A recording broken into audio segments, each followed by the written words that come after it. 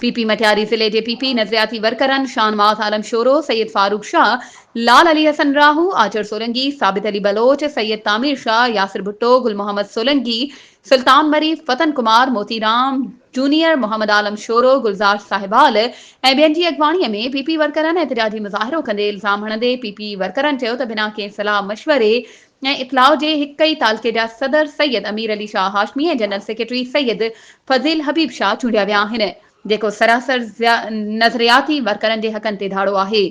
मौजूदा सदर सैयद अमीर अली शाह हाशमी ॿुधाए त पहिरियां बि ही ज़िले जो सदर रहियो ऐं MPA बि रहियो आहे।